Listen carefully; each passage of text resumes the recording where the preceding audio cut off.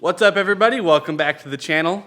If you guys saw, exactly a week ago, Martin and I went out to Grange for a private drift day. We're out at Grange today. We're going to be doing some drifting.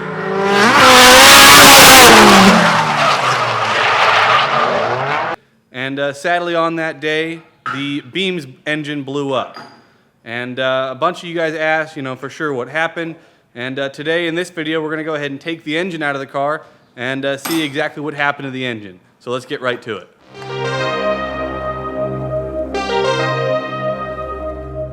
So yesterday afternoon, we brought the car down to the shop, and Martin spent about an hour taking some stuff off the car, getting it ready to get the engine out.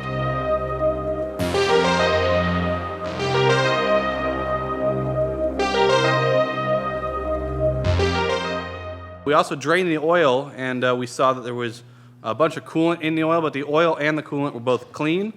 So we're hoping that means the head is good, but we'll see. So the last thing that Martin took off yesterday was the turbo. This is, of course, is the Garrett G25 660 turbo. We wanted to inspect this and make sure that there was no chipping on this turbine here. So this is all good. And luckily for us, nothing came off the engine and went into the turbo, which means that the turbo itself is still good to go, which means we can reuse it with the new engine. It's perfect. So we kind of want to make this clear for everybody watching. This engine, we bought the engine and transmission for $1,200, and we never opened the engine outside of doing the cam timing. So the bottom end and everything is completely stock, no new bearings.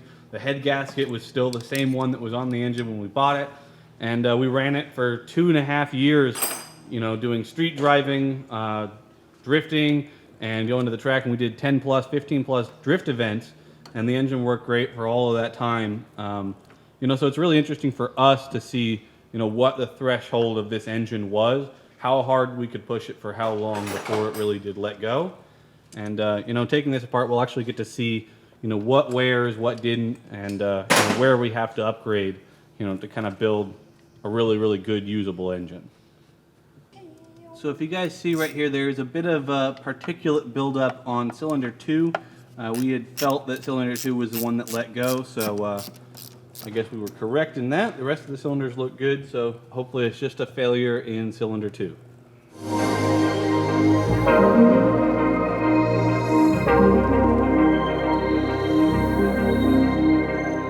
There we go. The engine and transmission are out. You guys can see right up in, nope, you can't, can you see? Boom! Right there, we've got the crack in the block where the engine was spewing out. And we're going to go ahead and disassemble everything and take the head off and kind of see what happened.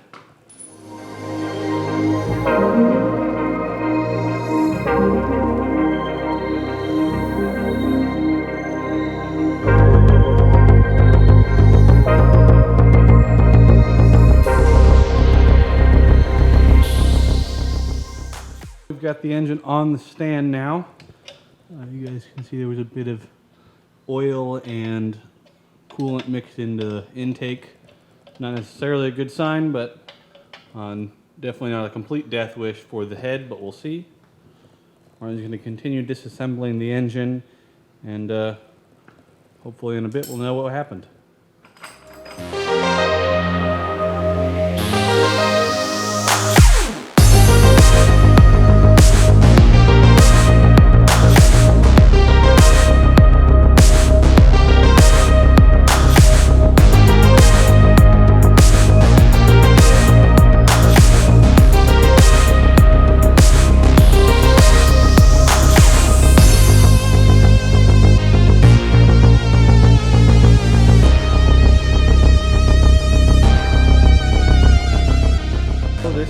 Spark plug off of cylinder 3. You can see some stuff was smashing around into it, which is not a good sign, especially since cylinder 2 is the one that actually broke.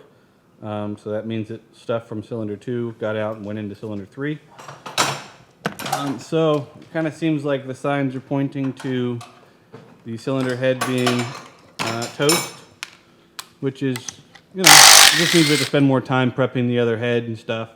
But it's okay. Just, it is what it is. A little longer than a few minutes later. So I went and grabbed some lunch, and after lunch now, we can see that Martin got pretty much everything off of the engine. The cams are off as well. Now Steve says he saw something, so can you tell us what you're seeing on this engine that's giving you some insight into what happened to it? All right, so the first thing I noticed is that a couple of the valves are a little bit lower. The actual buckets are a little bit lower than others. And this one here is considerably higher than it should be. So if you look at that, we need a light, and you can actually see down in here that the entire valve is literally just missing.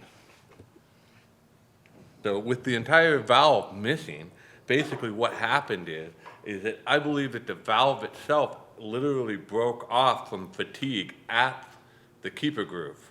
So the bottom part of the valve with the entire stem slowly started dropping into the cylinder. Well, not slowly, this happened rather quickly. But anyway, it dropped into the cylinder and got hit by the piston.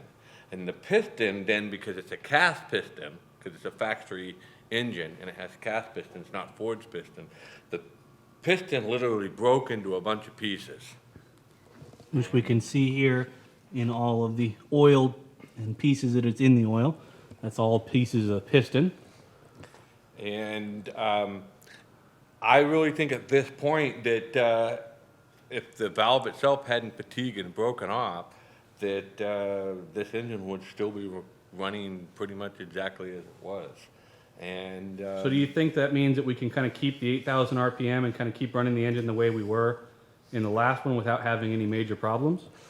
Not this specific engine. This engine is garbage. But the other engine that we have over there, that is our spare engine, yeah, I say we just continue to experiment and find out what happens.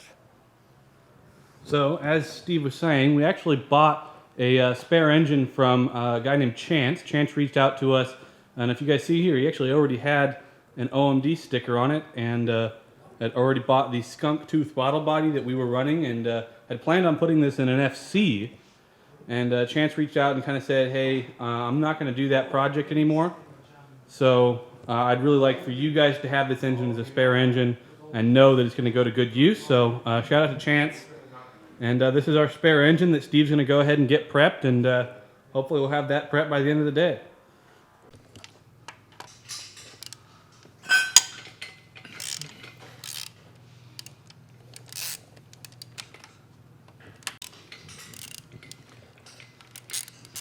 Come on, baby.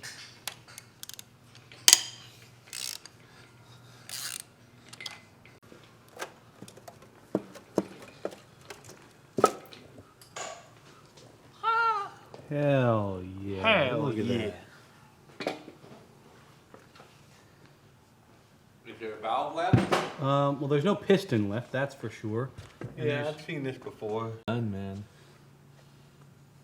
I think that Part of piston 2 is left. None of piston 3 is left, except for some big chunks stuck down there.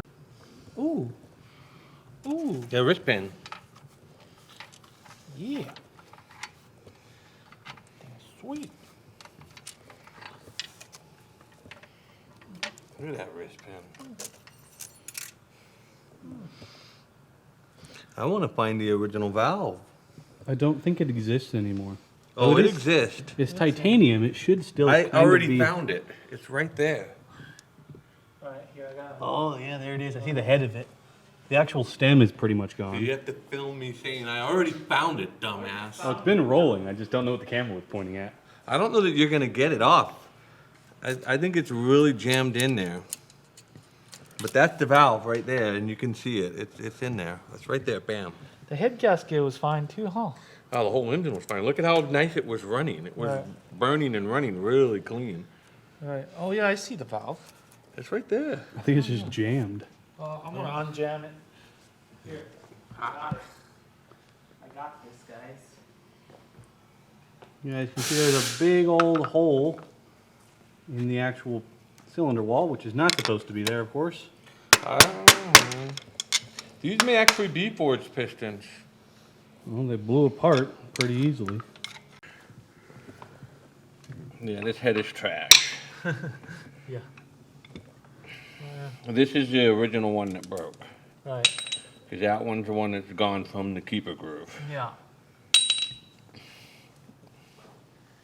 Do you think I should separate this, the bottom?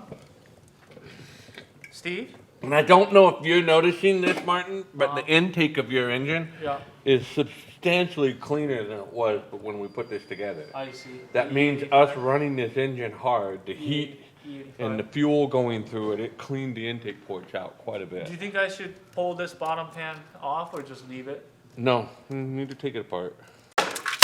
I think the you valve film that? just fell. It looked like the valve might have fallen in there. Just film that? I filmed half of it. Heck yeah. So nice. So funny enough for me, I've been growing up around Ferraris and Lamborghinis, and I've seen engines that had blown up before, but I've never been in a car when it happened.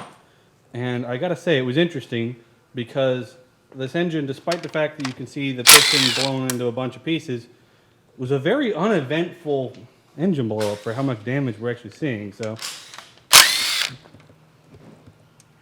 it's mildly surprising to me how quickly these things happen. Though at 8,000 RPM, I guess that does make sense.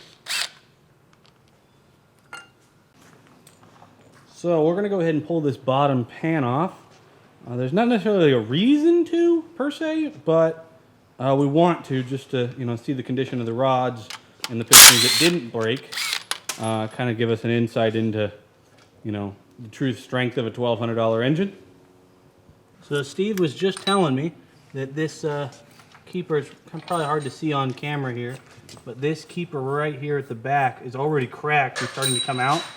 So if it didn't happen on cylinder 3, it was going to happen on cylinder 4 pretty soon.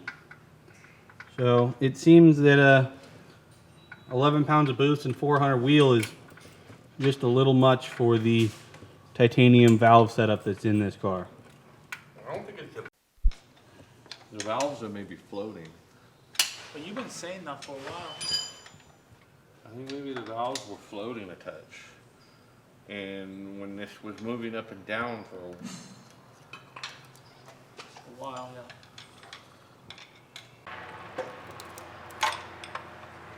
Alright, well, rod's off. I think that rod is broken.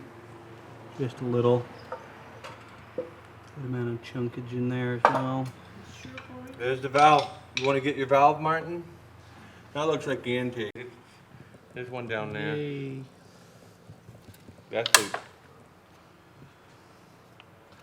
Dude, we got some moon rocks up in here, dude. moon rock. I just want some moon rock to get high, Snoop. How we get some Moon rock rock in is New too York? much, dog.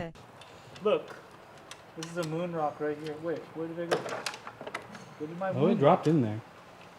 I don't know I where. saw it go in there. Oh, we found it. Moon rock. Moon rock.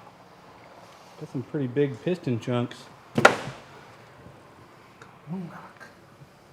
Dude, it's got squirters and stuff. Is it pretty cool? So, it actually was not the keeper. If you guys see in there, the valve is partially still there. So that means that the actual valve broke off right in the middle of the actual valve itself and fell into the engine. And there's our culprit. A broken beamed titanium valve. So these are pieces of the valve keeper for cylinder number 4, which is not the cylinder that broke, which is a little bit concerning. What it means for us is that if we're going to continue to spin this engine the way we were at 8,000 RPM, that we'll most likely just more often have to look and potentially change the valve keepers and springs and the valves themselves as well, possibly. My personal belief is that basically the springs are not stiff enough, and at the high RPM that we have been spinning this at, I believe that what's going on is the valves are right at the edge of floating, and I think what's happened is the fatigue in this one has probably been caused, and we see witness marks on the pistons, but the pistons unfortunately are moon rocks at this point. And so what I think is going on is that ultra high RPM, occasionally maybe with a misshift or something like that, it actually goes a fair bit past redline, and it's probably spinning 85 or faster. A little later, I'll get out my computer and I'll look at the data and see how fast it actually spun before it blew up. But anyway, I think what's happening is maybe the valves themselves are floating, and then as the piston's coming up, it's just lightly tapping them. So, and it's only going to do that on the exhaust, because if the intakes are floating, the intakes are trying to close when the piston's all the way at the bottom. However, the exhaust valves are the ones that are going to be closing as the piston is coming up. So if they're floating just a little bit, the pistons will tap them, not enough to actually bend them, but enough to cause the fatigue, and enough that what happens is if the piston taps this valve, it'll literally knock the valve up and lift the keeper out of the retainer. So as crazy as it sounds, I kind of don't think that the valve failure is because of the valve. I think that the valve failed because it didn't have stiff enough springs.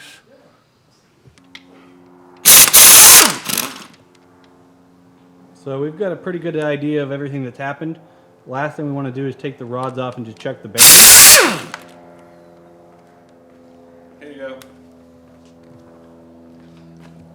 I went ahead and took the oil pump apart. Wanted to make sure that no debris, and I see no evidence that debris has gone through the pump.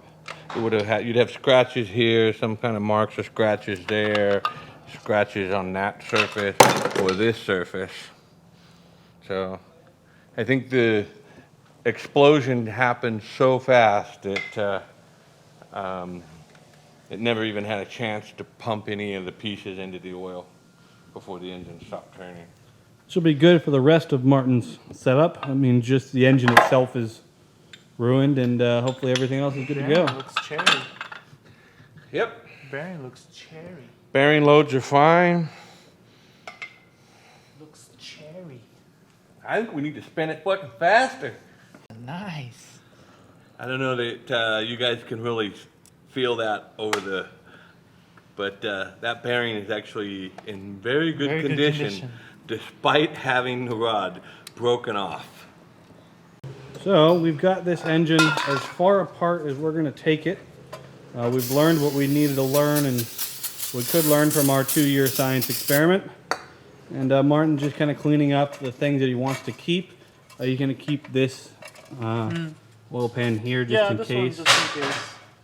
This one has the oil modification, so you can run oil coolers, which I'm going to have to do to that one too as well, right in here. But we'll keep that. Also going to keep the original oil pan just as a secondary one in case there's ever a puncture or something on the other one. And original intake manifold will have to be cleaned up quite a bit, but we'll keep that as a spare as well. We are going to be using the cams from the blown up engine for the new engine. This one has been modified just a little bit for a new cam position sensor. So of course we're going to keep all of the exterior engine stuff as well. But pretty much everything left here on the stand is getting trashed. The block itself is cracked. The crank could probably be reused again, but there's almost no reason to do that with an engine, this cheap. So all of that will be trashed. The engine block and the head are both over here. We're just going to probably give these away for recycle. Not good for much else at this point. So yeah, that's that.